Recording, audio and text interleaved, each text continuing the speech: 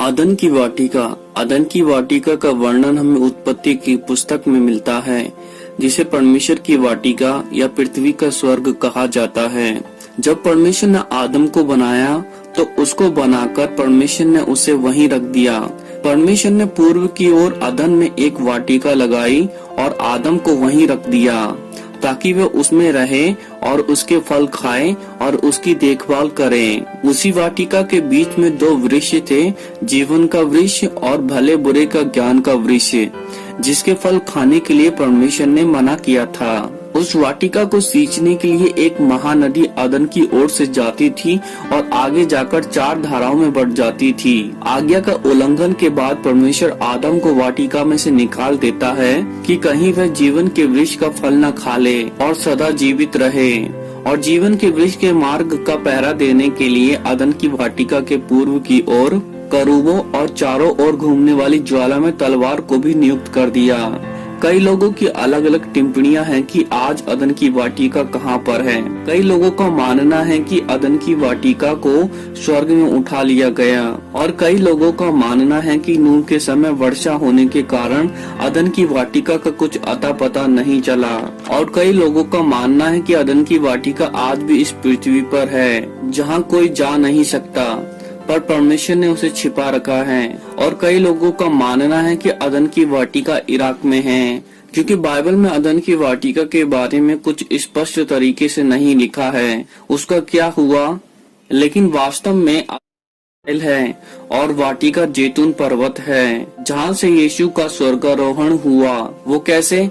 वो ऐसे कि इब्रानियों 8:5 के अनुसार स्वर्ग में की वस्तुएं प्रतिरूप और प्रतिबिंब है, यानी कि उपमा है। जैसे वो मंदिर जो सुलेमान राजा ने बनाया स्वर्ग में की वस्तुओं की उपमा है। जैसे स्वर्ग की वेदी की उपमा मंदिर है, वैसे ही स्वर्ग की उपमा अदन की वाटिका है, जो इस पृथ्वी पर परमेश्वर ने लगाई। अदन का मतलब है आनंद या सुख। एक स्वर्ग तो सबसे ऊपर है जहाँ परमेश्वर विराजमान है, और उसी समानता में परमेश्वर ने अदन की वाटिका लगाई, जिसे हम पृथ्वी का स्वर्ग भी कह सकते हैं। परमेश्वर ने स्वर्ग की हर एक चीज का प्रतिबिंब इस पृथ्वी पर दिया है। अगर हम उत्पत्ति 2:8 आयत पढ़ें तो यहाँ पर इस प्रकार से लिखा है कि और यहोवा परमेश्वर ने पूर्व की ओर अदन में एक वाटिका लगाई और वहाँ आदम को जिसे उसने रचा था रख दिया।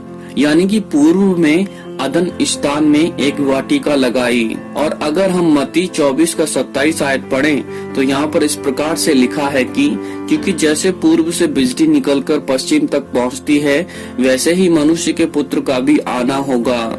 तो परमेश्वर यीशु का आना पूर्व से होगा। और पूर्व कहाँ है, आइए देखते हैं। अगर हम प्रेरितों के काम 1:11-12 आयत पढ़ें तो यहाँ पर इस प्रकार से लिखा है कि यही यीशु जो तुम्हारे पास से स्वर्ग पर उठा लिया गया है, जिस रीति से तुमने उसे स्वर्ग को जाते देखा है, उसी रीति से वह फिर आएगा। तब वह जैतून नाम के पहाड़ से जो यरूशलेम के निकट 1 सप्ताह के दिन की दूरी पर है, यरूशलेम को लौट गए। यानी कि पूर्व जैतून के पहाड़ की तरफ है और अदन यरूशलेम है और वाटिका जैतून पर्वत है, जहाँ से यीशु का स्वर्गारोहण हुआ।